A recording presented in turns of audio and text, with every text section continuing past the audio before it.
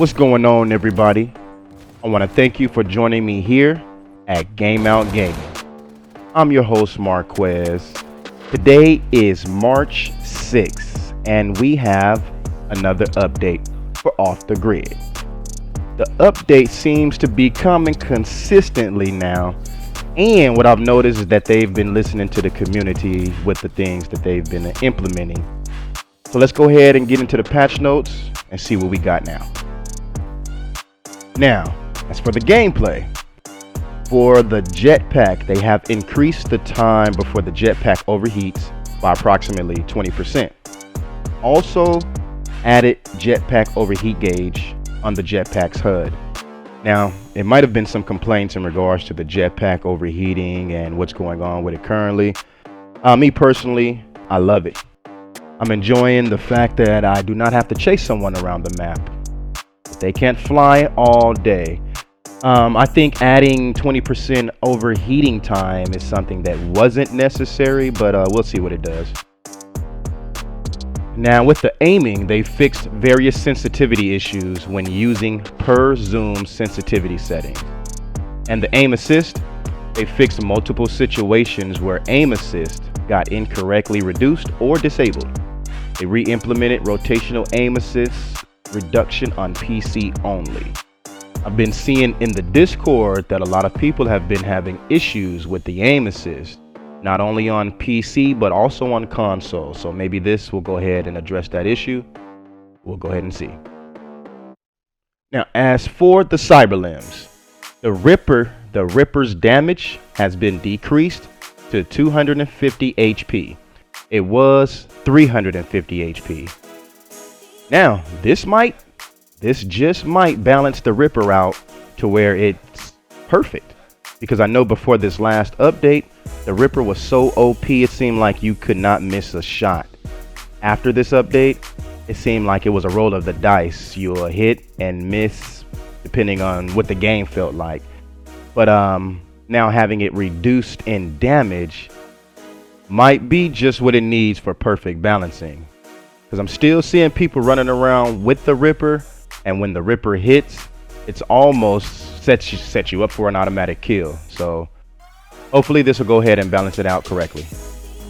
Now, with the trip mines will no longer stick to players on direct impact. That's huge. They'll now bounce off instead. And they also have a 0.5 second activation delay added.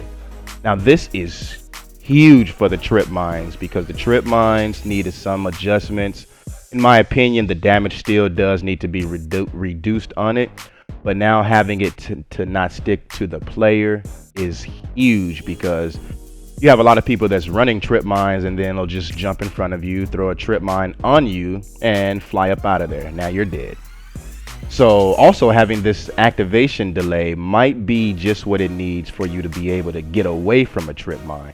Once you cross the trip mine's path, it seems like it's almost impossible to get out of its way, but we'll see. Onto the maxi gun. It's increased damage to 40 HP per bullet. It was previously 27 HP. They have reduced the spread for more accuracy, reduced overheat threshold from 200 rounds to 100 rounds, fixed incorrect ammo count when re-equipping the minigun arm if not fully loaded, addressed some sound effects issues related to slam fist, fixed a visual error where the Roadrunner's charge sometimes remains stuck at 50% sprint duration after cooldown, and addressed an issue where cyber limb crosshairs may be missing upon activation. Now, with the minigun, the problem I have is the movement speed. Once you activate the minigun, you move entirely too slow to be effective.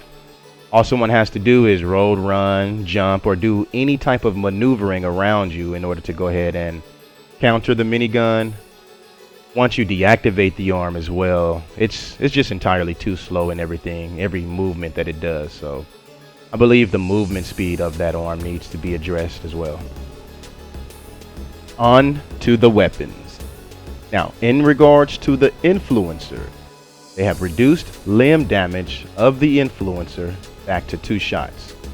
They fixed reload animation icon appearing after redeployment when a remote player picks up and reloads a weapon during a player's death. Fixed an issue preventing players from picking up a secondary primary weapon from a loot box opened by a teammate outside their render distance. The weapon details panel was updated to use short description. Weapon customization, renamed labels for ADS speed and damage fall off. They've updated sniper rifle scope materials to reduce the visibility cone for better visuals. And they fixed incorrect shotgun spread values when moving. For the influencer, it's like it comes with a ripper in every bullet. It's like I cannot keep a limb. If someone's shooting me with the influencer, something is coming off. And vice versa. If I'm shooting someone with the influencer, it seems like it's always taking off either their arm or their leg. So that definitely needed to be addressed. Now for the UI, they fixed an issue where the bleeding effect persisted after spectating. Fixed a bug where the screen turned red or black after taking damage while sliding. Fixed health bar displaying as empty after a player's death. And fixed an error where starter limbs displayed the paralyzer's description in matches. Let's see, they have fixed a permanent broken screen effect in spectator mode. Fixed an issue requiring players to press confirm twice to call a quick order drone. Oh, so that was an issue. I thought that was something that was implemented.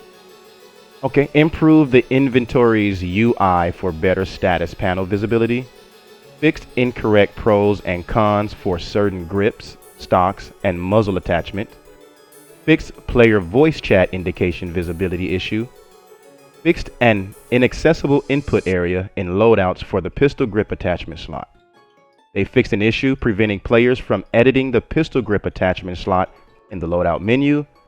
Added rarity display to all cyber limbs. They've reduced brightness for the health regeneration effect. Now with the lobby, they have fixed an issue where the lobby smoke was gone on low settings. Removed redundant combat DJ and emotes subpages in the marketplace. Fixed an incorrect redirection when selecting go to appearance after decoding a music hex, leading to the combat DJ page. The hideout music now plays during the character creation screen. Locations, various collision fixes, fixed visual issues on Salty Road, increased brightness when standing on the Midtown Harbor's roof, and fixed hair brightness issues in some locations. Now, on to the various fixes. They have reduced knockdown damage immunity duration, fixed explosion damage calculations for non-character targets, fixed hex antenna, hex terminal, and hex generator turning gray when the hex extractor is active, added a repulsion effect when players attempt to climb the combat DJ. Loadout drops will now have a flare trail on low and medium settings. Localization, small localization fixes, and for the tutorial, they fixed the Phosphor Fury marker not being visible as intended and fixed a visual error where the waypoint marker for go to the extraction site appeared transparent. So here we are, and I have to say that I am impressed with how fast things are being addressed and how the community input helps influence the game's direction. But now let me see what you think. What do you guys think about this latest update? And have you been successful with the new maxi gun at all? Because me, I have not. Let me know your thoughts in the comments, and what would you like to see added or removed. But it's about time for me to go ahead and hop on, so I hope to see everyone on the island. If you haven't already, hit that subscribe button so you can stay up to date with all the latest news, tips, tricks, information, everything we have here at GameOut Gaming or Off the Grid. Until next time, y'all, peace out.